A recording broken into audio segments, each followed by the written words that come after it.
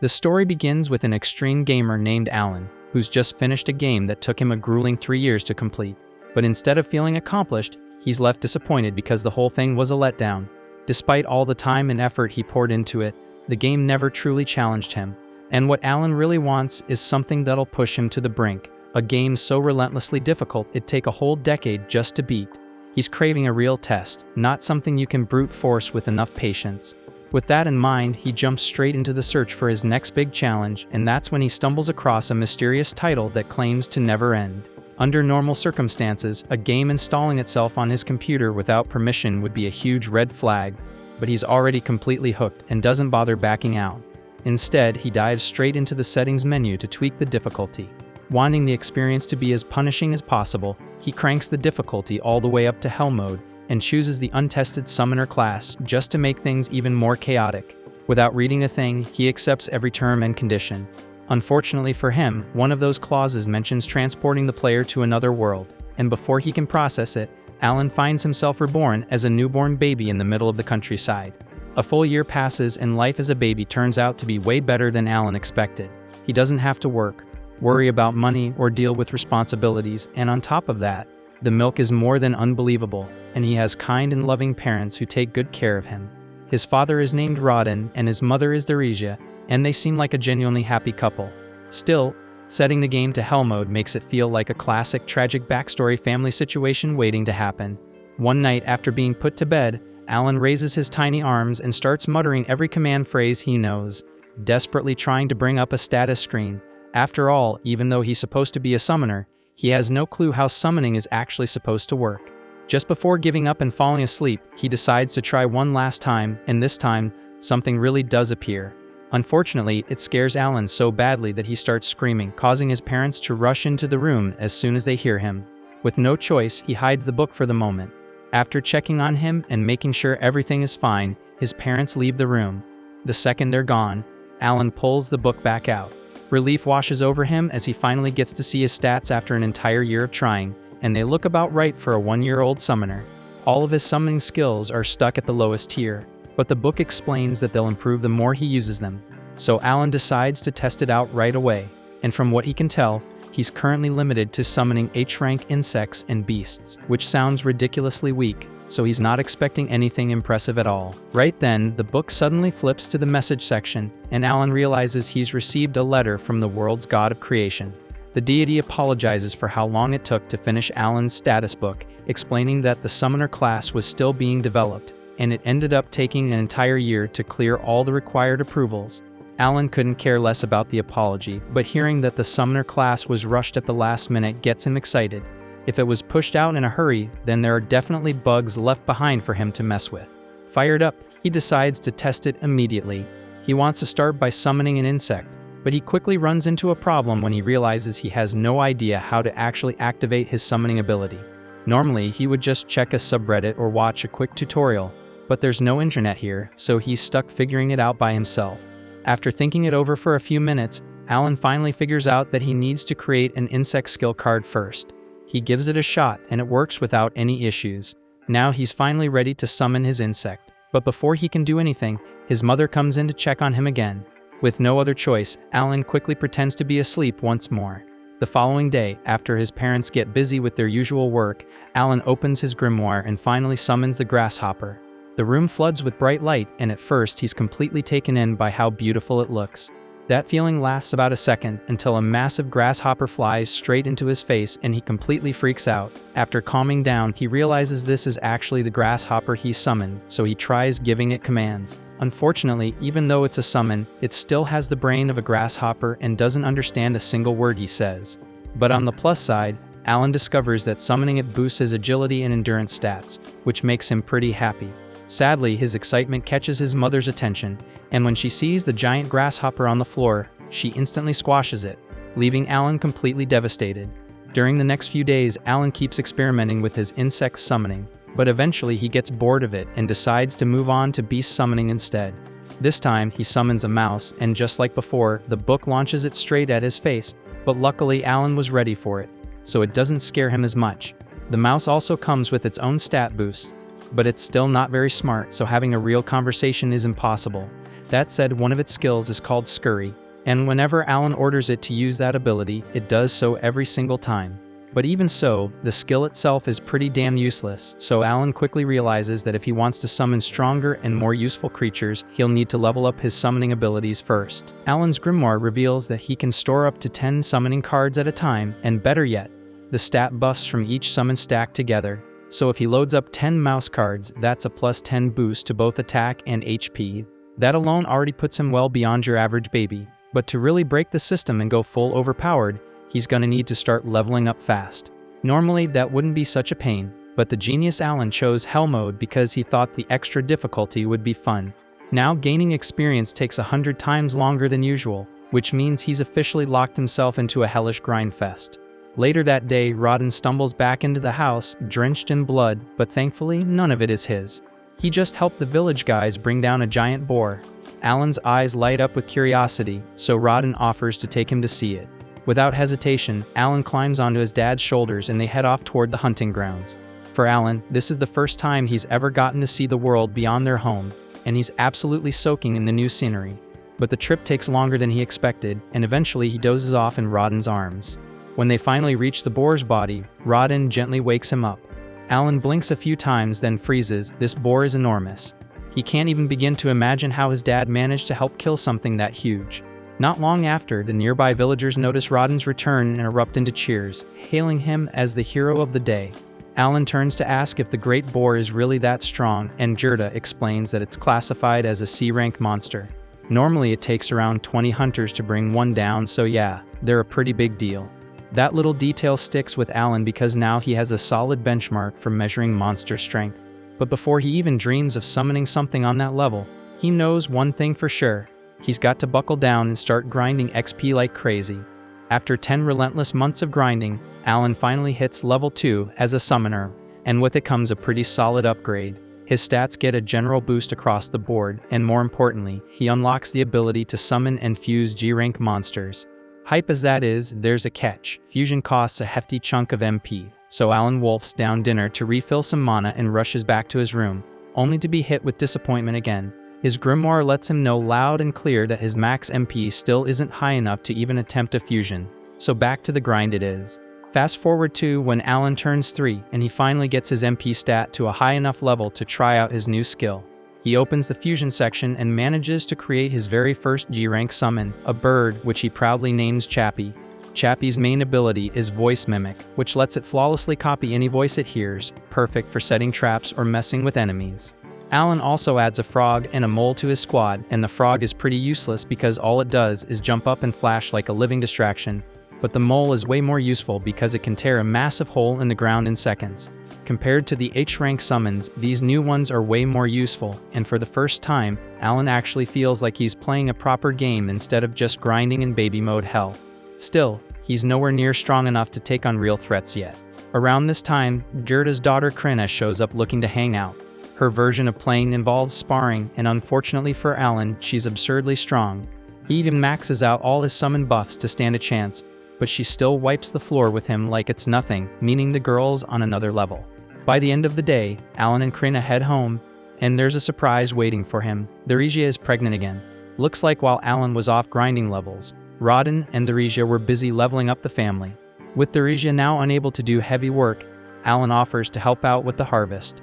After all, with his summon buffs, his physical stats are basically on par with an adult's now, but his parents immediately shoot that down. They tell him he should just stick to small chores and enjoy being a kid for now. Rodden reminds him that real responsibilities will come soon enough, so he should enjoy the peace while it lasts. Alan feels a little let down at first after being told he can't help with the harvest, but then it hits him. Farm work is absolutely brutal. No sane parent would expect their 3-year-old to be out there doing backbreaking labor. Understanding that, he backs off and lets it go. Rodden's relieved to see his son being mature about it, and things settle down until Theresia brings up something odd she noticed. She says she saw Alan in the backyard earlier, throwing rocks at a tree. Curious, she asks what he was up to. Alan brushes it off, claiming it was just self-defense training in case a monster shows up. But truthfully, he was running an experiment, testing whether he could unlock skills outside of summoning just by repeating basic actions, but sadly, that attempt didn't get him anywhere. Rodden, however, is still impressed with Alan's dedication and says he's looking forward to his appraisal ceremony. Alan's never heard of that before, so he asks what it is. Rodden explains that when a child turns 5, they undergo an appraisal to reveal any hidden talents or skills they might possess. And if Alan ends up with a powerful one, he could have a shot at living a wealthy and successful life. As winter arrives, Alan continues experimenting and decides to test how durable his summons are by summoning a grasshopper out in the snow. To his surprise, it manages to survive out there for an entire day, which he considers a win. But that little win quickly turns into a disaster when Krena pops up again, eager for another sparring match. As usual, Alan gets stomped, but while he's busy fighting her off, he totally forgets about his summon. That's when things take a turn. The grasshopper, still active, ends up crawling up Theresa's leg, scaring the hell out of her.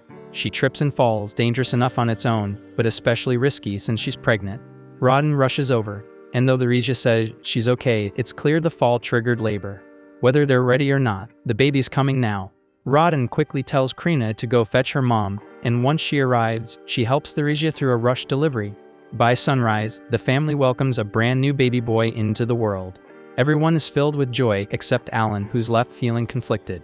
He still doesn't understand why a game reincarnated him into this world in the first place. But when he thinks back to his old life in Japan, he realizes there wasn't really much waiting for him there. This new life, unexpected as it is, has given him something far more important. That's why he makes up his mind to keep pushing forward, not just for himself, but to protect the only real family he's ever had. By the time spring rolls around, Alan knows his appraisal ceremony is coming up, so he asks his dad what it's actually like.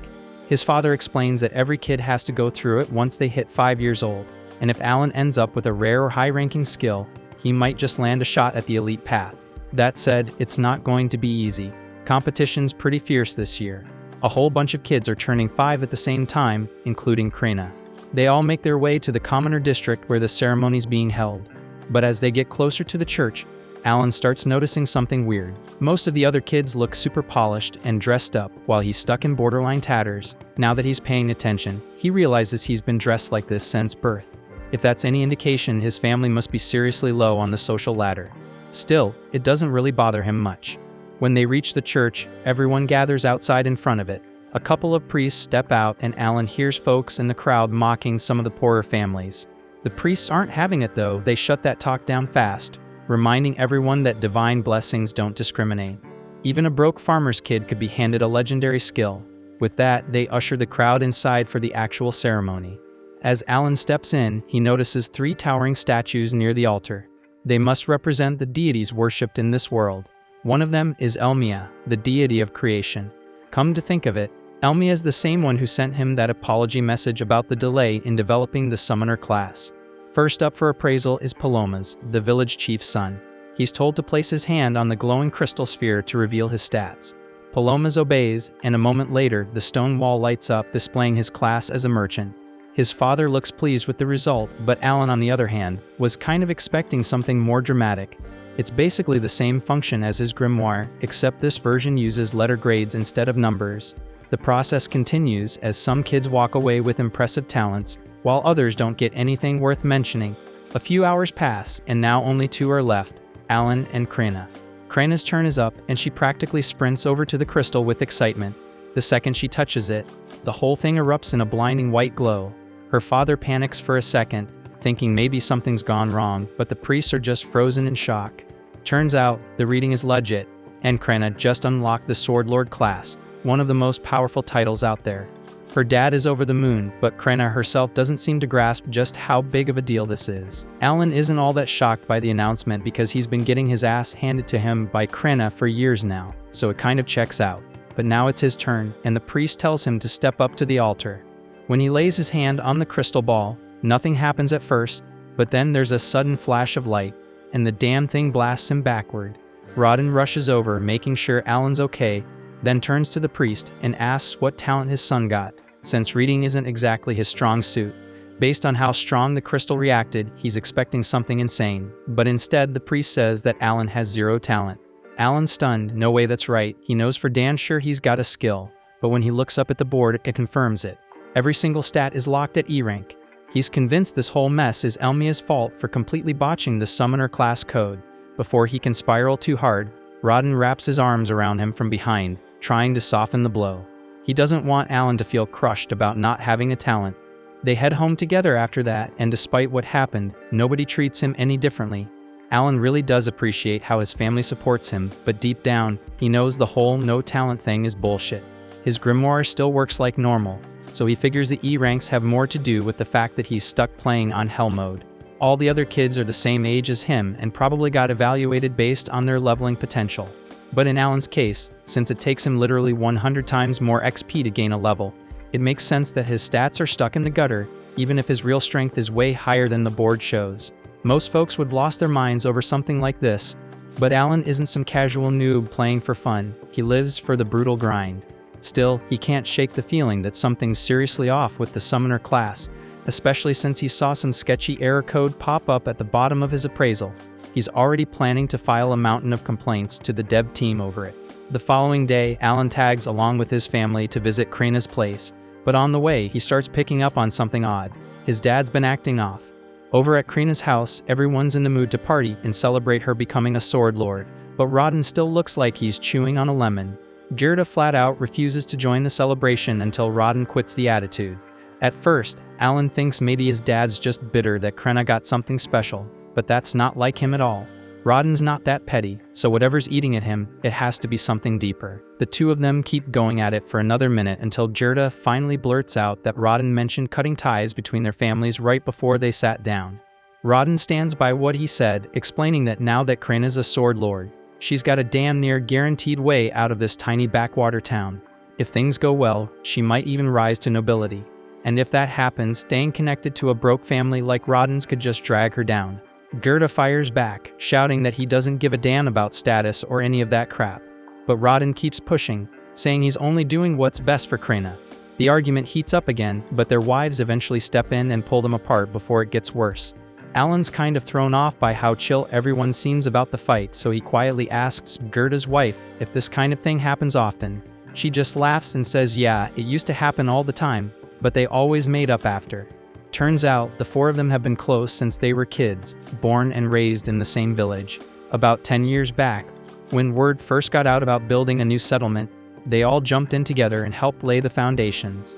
Jirda and Rodden bonded a ton during that time. Thinking back on it all makes them realize how dumb this argument really is. Not long after, a message comes in that the Night Order has taken an interest in Krina and they're on their way over. Alan figures the news about her Sword Lord class must spread like wildfire. It's a good thing, of course, as she's finally getting the recognition she deserves. But Jirda still seems a little uneasy because she's way too young to be signing up for knighthood just yet. Then, out of nowhere, one of the kids from the appraisal ceremony, the kind who got a decent talent, decides to mouth off. He walks up to Alan and tells him he doesn't belong here, calling him a talentless reject. But Alan couldn't care less. He's still got his summoner powers, so this loser's opinion doesn't mean squat. But Krina isn't having it. No one talks trash about her best friend. She steps up and tells the punk to back off, nearly lops off his damn finger in the process, before Jirda quickly steps in and drags her away. Right after that, the village chief announces that the Night Order has finally arrived. The whole place lights up since nobody here gets to see real knights up close. The chief then calls for Jirda and Krina to come meet the knight captain. Krina's practically shaking with excitement since she's always dreamed of becoming a knight, so meeting the captain in person is like the ultimate wish for her. Alan starts wondering if the knights are planning to take Krina back to the capital for training. But before the knight captain can say anything, Jirda jumps in, saying he can't allow it since she's still just a kid. The captain shrugs it off, saying age doesn't matter. If she's really a sword lord, then she should be more than capable of handling the training. There's no issue, unless of course they made the whole thing up and lied about her being a sword lord just to deceive the Night Order. Jirda quickly denies it, swearing he's telling the truth, but it's already too late. The captain made up his mind, and he orders his vice captain to test Krina in a duel right here, right now, and without hesitating for even a second, the man agrees. Jirda then pleads with the captain to rethink this. He doesn't want his daughter's life on the line over some test, but the captain makes it crystal clear that if Krina refuses to fight, that alone will count as proof that she's a fraud, and if that's the case, not just her, but her entire family will be put to death. One of the knights then hands her a sword. Any normal 5-year-old would have been shaking in their boots by now, but not Krina. The moment she realizes she gets to wield a real weapon, she accepts the duel without hesitation. The crowd clears and the duel begins. Lybrand steps forward to face her, and Krina doesn't waste a second and charges in at full speed. And from one look, she's swinging a sword twice her size like it's made of paper, and she's actually managing to keep up with Libran, forcing him to stay on guard, but he's still handling her without too much trouble. The Knight Captain watches with a cold stare, clearly not impressed by what he's seen so far. But then Krena blocks one of Libran's attacks cleanly and gets ready to counter. Before she can strike though, Libran slams his foot into her and sends her flying across the street, crashing straight into a wall. Jirda loses it. The second he sees his daughter tossed like that, he tries to rush in, but the knights slam him down and pin him to the ground. Alan and Rodden try to help, but they get pushed down too. Alan can't believe what he's seeing. This isn't right.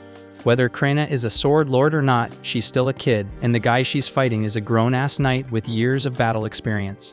But just then, something changes. Krena starts getting back up, and the air around her shifts. There's this heavy, dangerous pressure rolling off her, and she's not saying a word, just standing there, radiating pure menace. Without wasting a breath, Krena charges in with another full-force assault, locked in like a heat-seeking missile. This time, Libran doesn't stand a chance. She absolutely steamrolls him, shattering his sword clean in half and nearly lopping off his damn head. Krena looks a little let down that the match ended so fast, but she clearly enjoyed herself. She casually thanks Libran for the warm-up and strolls off, leaving the poor guy with nothing but the crushing fact that he just got wrecked by a 5-year-old. Gerda exhales hard, grateful that his daughter made it out in one piece, and starts showering her with praise for how well she fought. But before he can even process what just happened, the Knight Captain steps in, and Jirda instantly goes on guard, not wanting that man anywhere near his daughter. This time, the captain drops the arrogance and admits Krena really is a sword lord.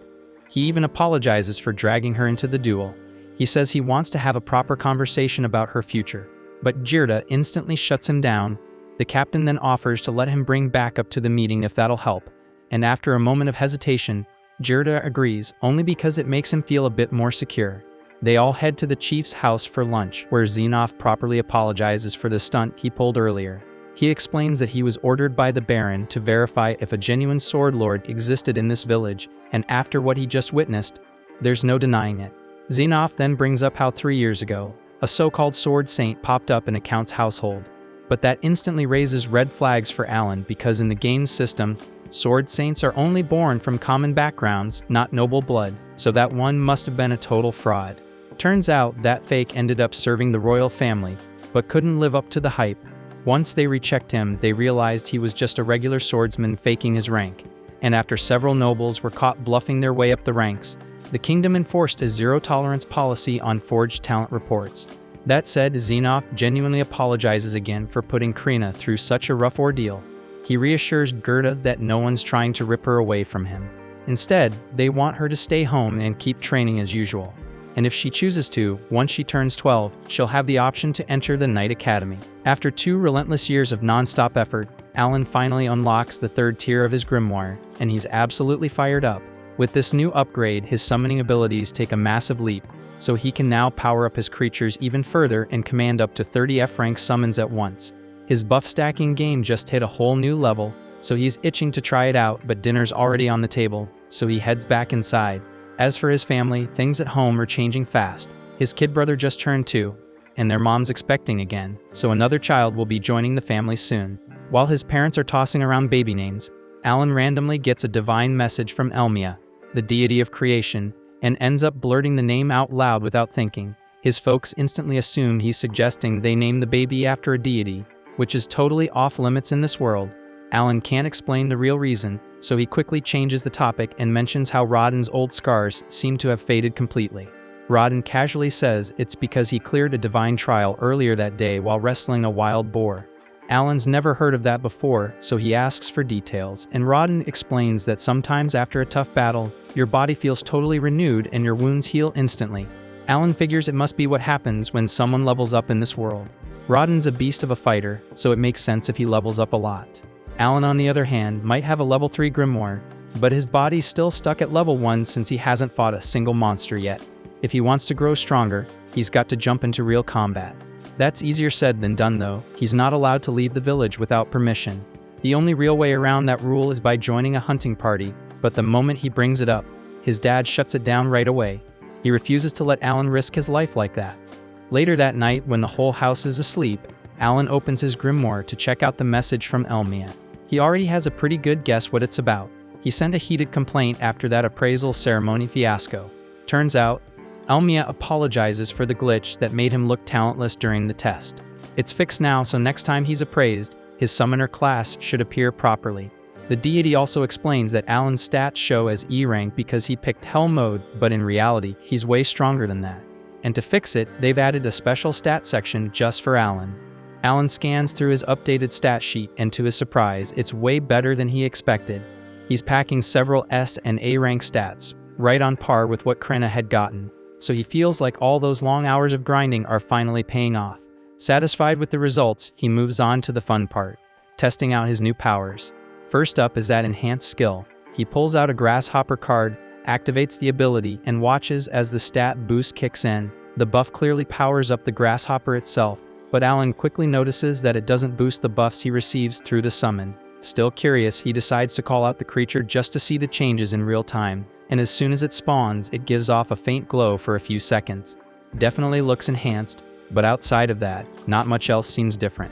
Before he can dig any deeper, his mom walks in to check on him, and the second she sees the grasshopper, she freaks out and flattens it without hesitation. The following day, Rodden gears up for a hunting trip, and while he's out, Alan slips into the backyard to mess around more with his grimoire. He's been trying every card combo he can think of, hoping to unlock a new summon. He's already burned through most of his viable pairs, and this last combo feels like his final shot. Thankfully, the fusion works this time, and he gets a new card, but it's labeled grass, so he's not sure how useful that'll be. On the upside, it seems to come with an MP buff, which means it might help him increase the number of summons he can use in a day.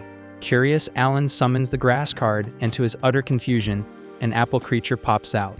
It's not built for combat at all, but it does have a weird skill called aroma, so Alan asks it to show him, and the apple sinks into the ground like a seed, then sprouts a small stem, and sure enough, the stem gives off a sweet, pleasant scent. Just as he's trying to figure out what to make of it, his mom pops up again to check on him. Alan panics and tries to get the apple to hide, but it doesn't respond, so his mom ends up spotting the stem, but thankfully she just assumes it's a regular plant and walks off without another thought. Still, Alan knows this thing's going to need a whole lot more testing before he figures out what it's actually capable of. Later that day, Alan's back at it, sparring with Krenna like usual, but even with all his new buffs from leveling up, he still can't land a solid hit. Her strength's just on another level. Still, Krenna notices something. Alan's gotten way tougher. That catches him off guard, so he checks his stats and finds out that his sword mastery has already hit level 3, all thanks to their regular training sessions, and he's pumped to see some real progress. Then he remembers he recently got a dog summon that has a bite attack, and he's itching to try it out, but using it against Krenna wouldn't be fair, so he holds off. After training, Alan spends the rest of the afternoon chucking rocks at a tree in the backyard, hoping to trigger some kind of new skill or awakening. So far, it's a total bust, and he's starting to feel like he's just wasting his time. He hasn't had much of a chance to train outside of this either, since he's been busy taking care of his little brother. Mash, who's been tagging along, eventually complains that he's bored of the whole rock-throwing routine. Alan apologizes and promises they'll do something else soon, but he just wants to finish a few more throws. While Alan lines up his last tosses, Mash notices something weird near the house, a bunch of saplings growing where there definitely weren't any yesterday. Turns out, that's the aftermath of Alan spamming his apple summons earlier to farm MP boosts, and it worked. Thanks to stacking the buff, Alan's MP recovery time is now down to 5 hours instead of 6, which means he can push his mana output by over 15% every day. It may not be flashy, but it's progress. As night falls, everyone gathers for dinner like always, but Rodden still hasn't come back from the hunt. That's odd, especially since the group wasn't planning to go deep into the woods today. Theresia tries to stay calm, putting on a brave face, but that calm is shattered when the hunters return in a panic, carrying Rodden's unconscious body. One glance is all it takes to see he's in critical condition. He caught a boar's fang straight to the gut, but they managed to cauterize the wound on the way back, and he's barely hanging on. The only reason he's still breathing is the healing herb they gave him during the trip home. Theresia stunned to hear that since they're expensive, and she has no idea how they even got one. Gerda explains that after the Knight Captain apologized for how he treated them, he offered a bag of gold coins to make up for it. They used that gold to buy the herb, but it still wasn't enough to fully heal Rodden. Tensions spike as the other hunters start yelling, blaming the entire disaster on the commoners. But then all the shouting wakes Mash, who bursts into tears, so Alan quickly scoops him up and takes him back to bed. The rest of the hunters decide to clear out, leaving the family alone to process everything in peace. Once things finally settle down, Alan quietly asks what really happened and if it's true that a commoner is the reason for all this. Gerda explains that a few days earlier, he and Rodden were called in by the village chief, who told them that commoners would be joining the next hunt. Boar meat is incredibly valuable, so most of it goes straight to the Baron, but the rest is split between the hunters. Sometimes it gets traded for other supplies, but unless you're out there hunting yourself, getting your hands on any decent boar meat is tough. Even so, none of the commoners had ever joined a hunt before, and with good reason. It's dangerous as hell, so people get hurt, and some even die every year. So naturally they've always kept their distance. But ever since Rodden's name started spreading like wildfire as some kind of legendary hunter, some of the commoners got the idea that if they tagged along, he'd do all the heavy lifting while they enjoyed the rewards. So they went to the chief and asked to be included in future hunts. Rodden and Gerda were against it, but since it came from the chief, they had no choice but to comply. And just like they feared, it all went downhill fast. During practice, the commoners barely put in any effort.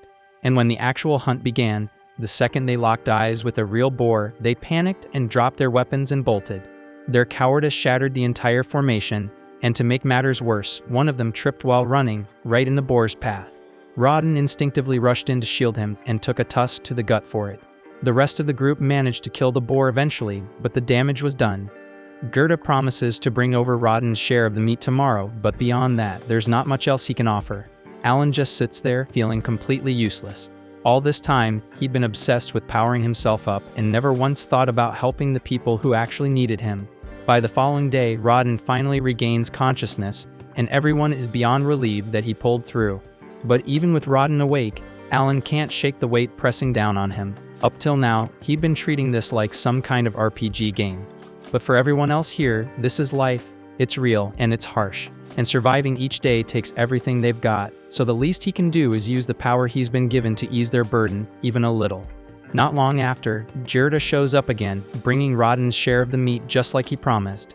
He's glad to see Rodden alive, but it's clear from the look on his face that the injury has done real damage, so Rodden won't be able to hunt again, at least not in time to help prepare for winter. Gerda steps up and offers to share from his personal stash to help support Rodden's family while he recovers. Rodden genuinely appreciates the offer, but before anything else can be said, Alan suddenly speaks up. He tells everyone that he wants to take over for his father. His voice is steady, his expression firm, and it's clear to everyone in the room that he means it, so no one argues. And later that day, Alan gets right to work. He heads to the village well and starts hauling water back home. The men nearby warn him to take it easy because hauling that much water isn't something a kid should be doing, but Alan handles it like it's nothing. Up until now, he's been keeping the effects of his boosted stats under wraps. But with all the attention on Krena as the village's rising hero, it's probably okay for him to stand out a little. Once the water's taken care of, he joins Gerda in the fields to harvest potatoes. Gerda shows him how to properly dig them up, expecting Alan to fumble through it. Instead, Alan yanks them from the ground one-handed like it's child's play, and in no time at all, he's filled 3 full baskets. But when he finds out that over half of that will be taken by the Baron as tax, it hits him just how unfair this system really is. He starts thinking about other ways to get more food for his family, until the village chief suddenly shows up. The chief is there to personally apologize to Rodden. He knows the injury happened at least in part because of the orders he gave. He wants to make amends, and he's also brought the man responsible for the incident to apologize. The guy clearly isn't a bad person, just someone who panicked and made a mistake, so he accepts full responsibility. Rodden tells him he's not angry, but urges him to think ahead next time, and the man nods, promising not to let something like that happen again. Later on, Alan heads back out to the open fields with a plan forming in his head. He clears out a large patch of space and begins summoning a small army of frogs. Each one uses its provoke skill, which should lure out wild animals like ducks, nothing too dangerous. But instead of ducks, Alan ends up attracting a monster bird. For a split second, he considers running, since it's clearly stronger than he expected, but then he thinks of his family, of the food they need, the help they've lost, and decides to take the risk. And with all the stat boosts he's stacked, he figures he might just have a shot. He dashes in and lands a solid blow to the back of the bird's head before it realizes what's going on. Right after, he summons a pack of dogs to swarm it. The dogs do some solid damage, snapping and clawing at the bird from all sides. But it doesn't take long for the creature to recover and start tearing through them one by one. As each summon goes down, Alan's buffs start fading, leaving him more and more vulnerable. And once the last dog is gone, the monster sets its sights on Alan, who suddenly finds himself in serious danger, face to face with a raging enemy, and no backup left. As a desperate final move, he summons 2 leeches and they instantly clamp onto the Alba Heron, draining its blood with ruthless efficiency. The monster starts to falter, just enough to give Alan a short opening to figure out his next move. He's far from full power because he's already down a couple of summons and missing key buffs, but he stays composed. He's got a clear plan in mind to end this with one clean, decisive strike. Alan calls his wolves back into action and orders both them and the leeches to attack all at once. As they rush in, Alan charges straight through with them, launching himself forward and slamming a precise, brutal sword strike right into the Alba Heron's skull. The impact lands hard enough to take the beast down and make damn sure it doesn't get back up. A moment later, his grimoire lights up with a message saying he successfully defeated the Alba Heron and earned 100 XP. Seeing that notification pumps him up. He can't help but celebrate for a second, thrilled that the plan worked. Once that rush settles, Alan brings the Alba Heron back to his family, and both of them are honestly stunned. They never imagined someone they once thought of as a total pushover could solo a dangerous beast like that. Gerda steps in and offers to help with bleeding the Alba Heron properly. Once they've tied the body down, he gives Alan a full breakdown on how to cut and portion the meat correctly. He points out which parts are edible, which ones aren't, and explains the proper method for separating the good cuts. Gerda also mentions that monsters carry magic stones inside them, and by law, any stone found in monsters ranked D or above is subject to taxation. That said, Gerda doesn't seem too worried about it. He figures it's not like poor commoners like them would get much use out of a magic stone anyway. Even so, he's convinced they can negotiate a better deal from the chieftain, especially once they explain that it was Alan who actually did the hunting this time, since Rodden was too injured to go himself. The following morning, they head to the chieftain's office, sticking to their plan to use Rodden's injury as leverage. At first, the chieftain pushes back, saying they should only get the smaller portion, but Gerda and Alan keep pressing, reminding him just how serious Rodden's condition is and how a kid like Alan had to risk his life just to bring food back. Eventually, the chieftain caves and agrees to give them the larger share, exactly as they hoped. He tells them they can keep all the meat and he'll only be taking the wings and the magic stones for himself. Still, Alan decides to push things a bit further and asks the chieftain if they'd be allowed to keep making the same kind of deal going forward. Gerda jumps in to back him up, doing everything he can to help persuade the chieftain. After thinking it over for a moment, the chieftain finally gives them the green light and agrees to let them continue under the same terms. After 3 days, Alan heads out again and uses the same strategy to take on 2 more Alba Heron. Having already taken one down before, he's feeling a lot more confident now, and it shows. With the help of his leeches, his wolves, and that trusty wooden sword of his, Alan manages to bring down both beasts in record time. Since that first successful hunt, he's been going out every 3 days, but this is the first time he's come back without losing a single summon, and he's honestly thrilled with how well it went. Right on cue, his grimoire flashes and confirms the win, 2 Alba Heron down and 200 XP gained. Even better, it tells him he's officially leveled up and reached level 2. Alan practically explodes with excitement and pulls up his stat window immediately. Sure enough, all of his HP and MP have been fully restored thanks to the level up. But as he looks closer, he notices something strange. His stat increase is only about 60% of what it should be. He doesn't overthink it though. Maybe it's just because he just hit level 2 and the boost hasn't fully kicked in yet. Either way, he's still pumped. All that effort is finally paying off. The more he thinks about it, the more he starts to believe that this could be the trial of the deities that Rodden once mentioned. And honestly, that thought makes him feel incredible. Still, he knows that sooner or later, he's going to have to come clean and tell his family the truth. Afterward, Alan returns home, and Rodden's stunned to see him drag back 2 Alba Heron in one go. After that, Alan meets up with Krina for a bit of sword training. But even in the middle of sparring, his mind keeps drifting, thinking about when and how he'll take down more Alba Heron. Since it's migration season and there's an abundance of them around, he figures if he stays consistent, he could hit level 3 by taking out around 20 more. That train of thought gets cut short when Krina suddenly smacks him with a solid hit to the head, clearly ending the match in her favor. Alan then admits defeat, and Krina casually waves him off as she walks away. Afterward at night, Alan decides it's finally time to come clean with his parents about how he's been taking down those Alba Heron with such ease. but he's well aware he can't just blurt out that he got dragged into some game he found online because his parents would probably think he'd lost his mind. So instead, he crafts a more believable story. He tells them that when he was only a year old, he received an oracle from Elmia, the deity of creation. Alan explains that an oracle is basically a divine blessing that makes someone both smarter and stronger than most people. On top of that, it means he'll be tested with trials that push far beyond what even 100 normal men could endure. Hearing that, Rodden immediately picks up on what's really happening. He already had his suspicion because he noticed that morning that the cut on Alan's face had completely vanished. That alone told him Alan must have already gone through one of the deity's trials.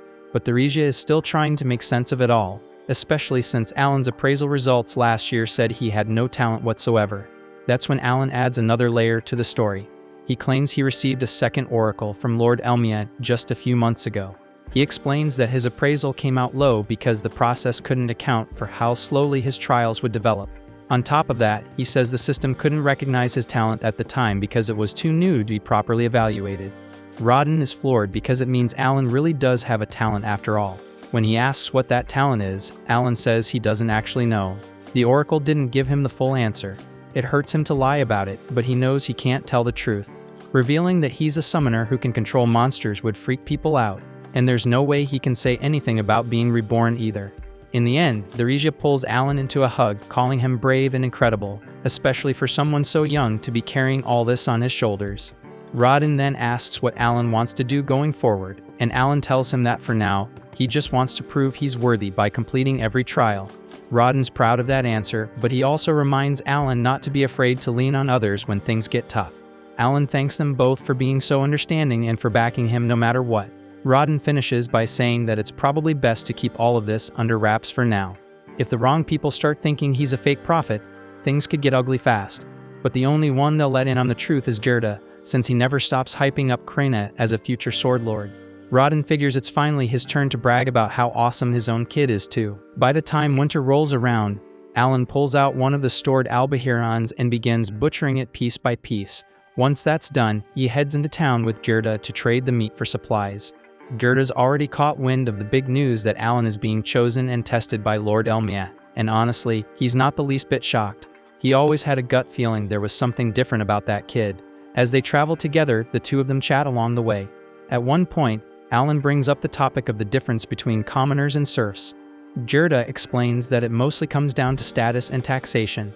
Serfs live under a whole different system, where every adult has to cough up 3 gold coins a year, and each child costs 1. Alan listens carefully, and then asks what it would take for a serf to rise up and become a commoner. Gerda tells him it'd require a tribute of 10 gold coins per family member.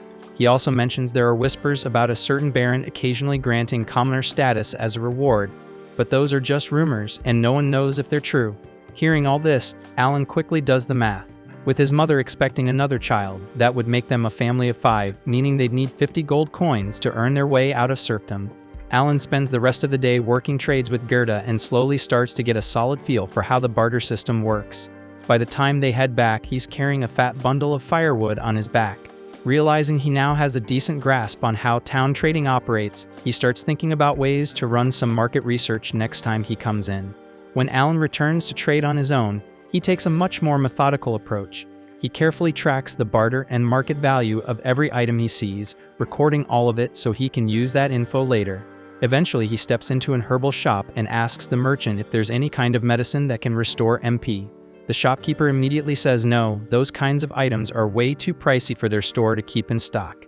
Still, Alan takes his time and scans the shelves full of herbs and medicines. Realizing that documenting all of them by hand would take ages, he focuses hard, and with just his thoughts, his grimoire responds, absorbing the details of every herb in the shop without him having to touch a thing. Following that, Alan asks the shopkeeper if he happens to have any Müller's flowers in stock. But the merchant's expression instantly shifts, and he gets visibly annoyed the moment Alan mentions that name. He explains that the last time someone asked for one, it turned into a whole mess. Apparently, Gerda stormed into the store, demanding a Müller's flower because a friend of his was seriously ill. He didn't even pay the full price up front, just promised to settle the rest later. The merchant never got the rest of the payment, and to make things worse, that flower happened to be the last one in stock, so that's what really ticks him off. Hearing all this, Alan quickly pieces it together. Gerda must have rushed in that day to buy the herb that ended up saving Rodden's life after the night he was attacked. If the merchant had flat out refused to sell it, Alan might not even have a father right now. Wanting to show his gratitude, Alan hands over some albaharon jerky as a thank you gift and sincerely thanks the merchant for his kindness. Then he quietly heads out of the shop.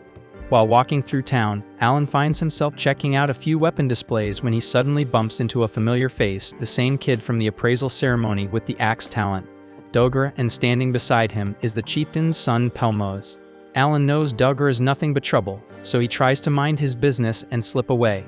But Dogra is not having that. He smacks Alan on the head and immediately demands that he become his underling. Alan responds by calmly pulling out his wooden sword and pointing it straight at him. Dogra flinches, calling foul because he doesn't have a weapon.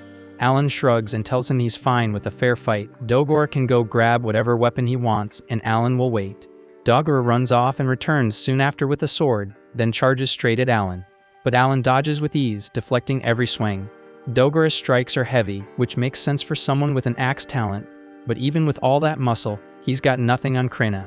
Alan decides to end it quickly. He knocks the sword out of Dogra's hand and wins clean. And without saying much, Alan turns and walks away like it was no big deal, which only makes Dogra seethe even more. Later that evening, Alan returns home and sees Rodden unwrapping his bandages. Looks like he's finally healed up and ready to head back into the wild. Lersia, however, isn't so thrilled, and she warns him not to overexert himself and risk another injury. The very next day at Krina's place, Dogra shows up again, this time looking for a rematch. But he gets wrecked, and not just once but over and over again. Still, his pride refuses to let it go, so he keeps demanding more fights, no matter how many times he loses. At the same time, Alan's younger brother Mash has already started sword training with Krina, which gets Alan fired up to see how Mash will turn out during his appraisal ceremony in 2 years. Not long after, the new baby is born, and the family decides to name her Miola. Sometime later, Rodden comes back from a hunt with Gerda and brings some unexpected news. Apparently, the chieftain has summoned their whole family. The chieftain says the Baron now wants them to increase their boar deliveries from 10 to 15. To make that happen, he wants the commoners to be allowed to join the hunt again this year. Lersia immediately thinks this demand is insane, especially after what happened to Rodden during the last hunt. Rodden admits he was ready to turn it down until he found out it wasn't a request. It was a direct order from the Baron himself, and if they can't deliver 15 boars by winter, the Empire's going to bring in new serfs from other regions. Alan picks up on the implications right away. More serfs mean less land to go around, and that would put non-hunters at risk of losing their plots. Gerda chimes in and says that's not even the worst part. Apparently, the Baron expects them to bring in 20 boars by the end of next year. Rodden figures the only way to make that happen is to increase the hunting frequency instead of sticking to their usual schedule of once every 10 days. That's when Alan speaks up and suggests they should just follow the Baron's order. Gerda quickly scolds him for cutting into an adult conversation, but Rodden stops him and lets Alan continue. Alan explains that since it's a direct order from the Baron, refusing isn't an option, and even if the commoners turn out to be dead weight, they'll just have to find a way to make that dead weight useful.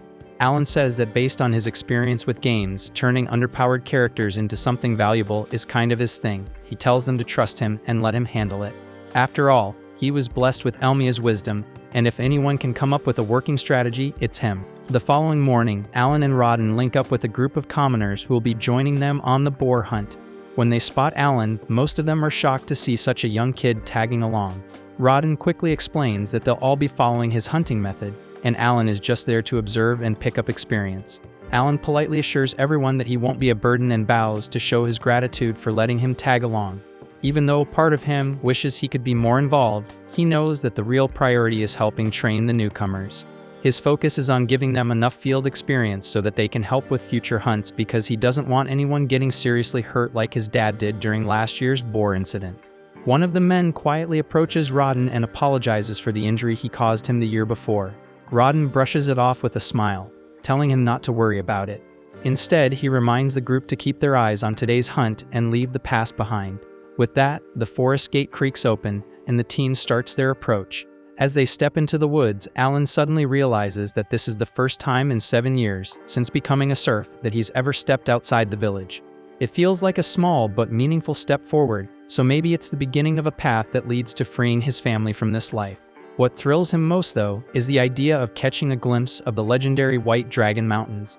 There's an old tale that a mythical white dragon lies near those peaks, and Alan has always dreamed of seeing it, even from a distance. Not long after the hunt kicks off, everyone splits up into position as a massive wild boar crashes through the underbrush. Right on cue, the bait squad steps in to steer the beast in the right direction. The tank team follows up, holding the boar in place and keeping it from charging or breaking loose. Then, once it's boxed in, the strike team rushes in to finish the job.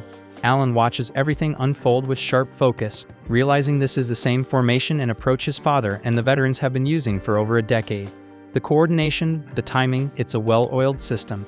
And seeing it play out up close, it hits him just how smart and effective it really is.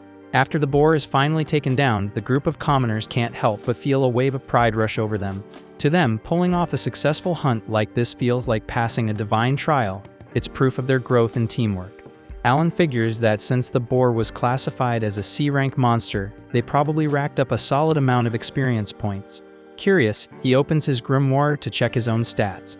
But to his disappointment, he finds that he didn't gain a single point.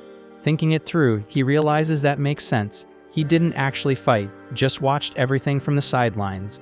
Even so, he feels content seeing the others level up and start to believe in themselves more.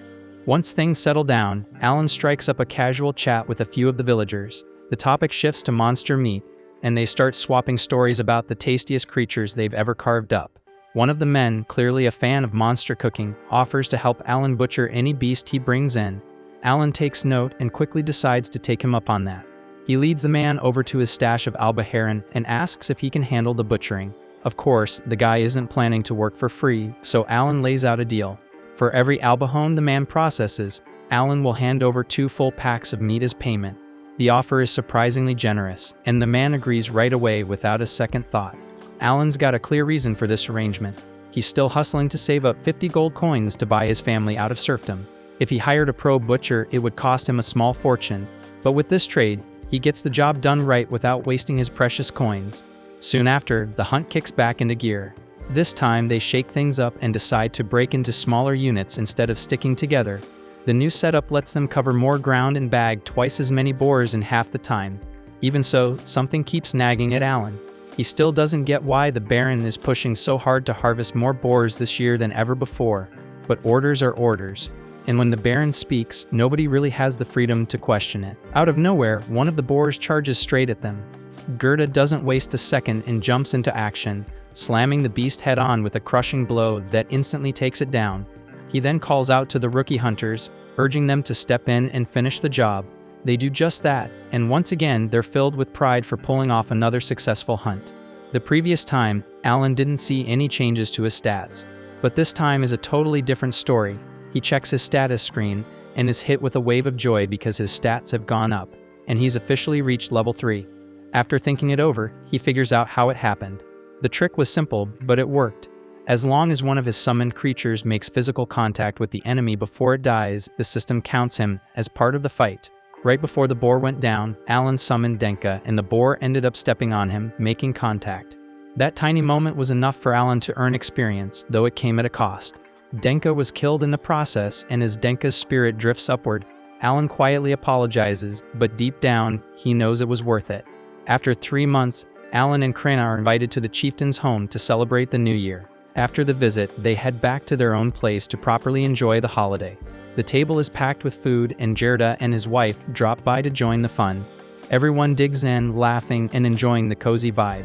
During the meal, Gerda casually asks Alan if the chieftain had said anything about them. Alan nods and explains that the chief made sure to personally thank them for all their hard work. Rodden had expected that they would easily hit the goal of bringing in 20 boars for the year, just like he'd planned. Alan adds that the chieftain was so pleased with how things were going that he gave him a bottle of liquor as a reward. Alan knows full well how much Rodden and Gerda love their drinks, and how rowdy they get once the alcohol kicks in, so he comes up with a sneaky idea to use it as leverage. He proposes a challenge.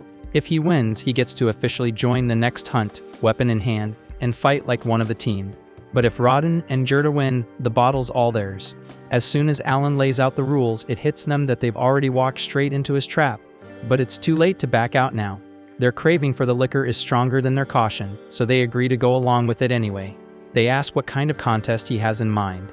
Alan, keeping a calm expression, says he wants to settle it with an arm wrestling match. Both Rodden and Gerda are stunned that Alan would even suggest something like that shit. To them, it feels obvious that grown men like themselves would be far stronger than a kid his age. Still, with that bottle on the line, they decide to go for it. But what they don't realize is that Alan came prepared. He's been saving up a few strength-boosting cards just for a moment like this. With those in play, he's sure he can go toe-to-toe with even full-grown men like Rodden and Gerda. Gerda steps up first, confident this'll be over in seconds. At first, he doesn't even take Alan seriously, but once they lock hands and the match begins, Gerda's eyes widen as Alan's got way more power than he expected. The kid holds steady, refusing to give an inch. Gerda fights back hard, straining against the pressure, but Alan digs in and eventually slams his hand down to win the round. Impressed, Alan makes a mental note. Gerda's strength stat is probably somewhere between 150 and 200. Then it's Rodden's turn, and from the start, Alan can tell this isn't going to be as easy. Rodden's strength feels like it's in a whole different league. Even with all his buffs, Alan struggles to keep up, but Rodden doesn't even flinch, and he just slowly but surely forces Alan's arm down and takes the win. Sticking to his word, Alan hands over the liquor. Rodden and Gerda accept it with big grins, and not long after, they're all sharing drinks and laughing together. Even though Alan didn't win the right to join the next hunt, the match wasn't a total loss.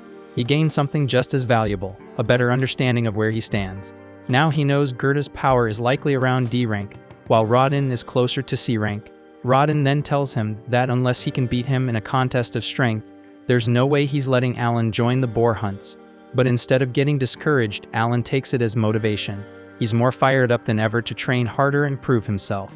Not long after, Alan notices something new. His summoner level has gone up again. Eager to see what's changed, he quickly pulls out his grimoire and opens it. As Alan flips through the pages of his grimoire, he's blown away by the number of new abilities that have unlocked.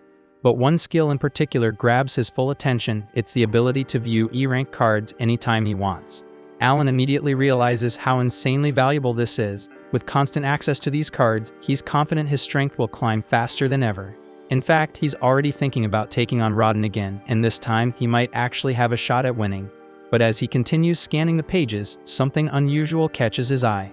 A new page has appeared, one that definitely wasn't there before. He flips to it and finds what looks like a hollow slot carved directly into the paper. After some quick testing, he figures it out. It's a storage ability. He can place items into the grimoire as long as they fit inside the space. Strangely, the interior stretches much deeper than it seems, making the pocket far more useful than its size suggests. What really throws Alan off is that storage magic is considered a divine tier skill, ultra rare and extremely powerful. So why would someone like him suddenly gain access to it now?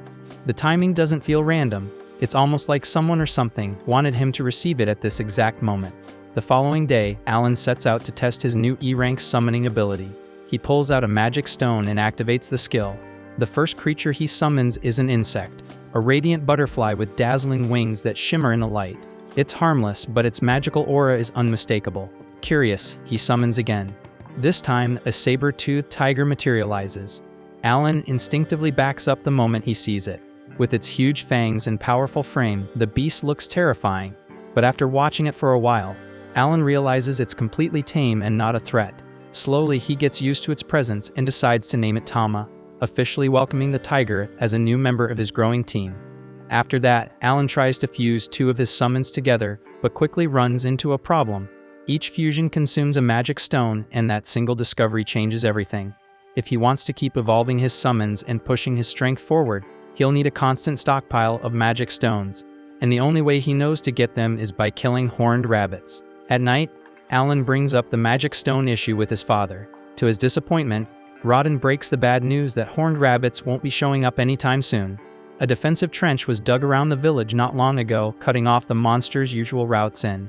That means Alan's easy source of magic stones has completely dried up. Frustrated, he spends the night mulling over other options. The next morning, while Krena is busy training and handing Dogora another beating, Alan heads over to speak with Palomas. He asks if he knows anything about magic stones. Palomas, being well versed in such things, explains that D and C rank stones are generally found in the royal capital and are worth a good amount. E rank stones, on the other hand, are practically worthless and sometimes just lying around. To prove his point, Palomas casually picks one up off the ground and tosses it to Alan before strolling away. That simple gesture lights a fire in Alan's chest. If E rank stones are that easy to find, Then he doesn't need monsters, he can gather them himself. With help from the villagers, Alan starts collecting. Over time, he builds up a solid stash of E-rank magic stones. Using them, he summons every E-rank creature available to him. Just as he finishes the last summon, a wild boar suddenly bursts out of the woods, charging straight at him. But his summoned beasts leap into action, reacting instantly and tearing it down in a single strike. Alan barely has time to celebrate before another boar appears, and again one of his summons intercepts and neutralizes the threat without him lifting a finger. Then he blinks and the entire scene fades as it was all a vision. He closes his eyes once more, sinking into reflection. 7 long years as a serf, with no mentor, no handbook, just trial, error, and relentless effort. Everything he's learned, he's figured out on his own. And now, it's starting to make sense. Each type of summon has its own purpose. Insect types are ideal for debuffs. Grass types provide healing. Stone types specialize in defense. Bird types excel at scouting. Beast types handle direct combat. Together, they form a complete team, everything a traditional party needs, all controlled by one person. That's the essence of a summoner's true power, and now he finally understands why he was granted a storage skill. It wasn't random, it's there so he can carry the massive supply of magic stones his army will require. And with enough creatures at his disposal, Alan truly believes that a summoner could one day surpass even the Demon Lord's power. Sometime afterward, Gerda, Alan, and Rodden sit in on an early gathering with the chieftain Deboji. During the discussion, the chieftain tells them that the Baron has developed a keen interest in their recent achievements with the boar hunts, and because of that, he intends to visit personally to observe the hunts himself. Gerda's expression tightens the moment he hears this, since it is the very same Baron who first imposed that outrageous quota of boars, and now he plans to show up and watch it all unfold like it is some grand spectacle staged for his amusement. Rodden, on the other hand, does not appear troubled by the Baron's upcoming visit. Instead, he seems puzzled about why Alan was summoned to attend the meeting in the first place. The chieftain clarifies that since the Baron will be coming, he wants Alan to serve as his guide. Alan will oversee showing him around the village, keeping him engaged, and detailing how the hunts are organized and executed. Gerda cannot see why Alan should carry that burden, and he questions why the chieftain does not simply assign his own son Palomas to handle it.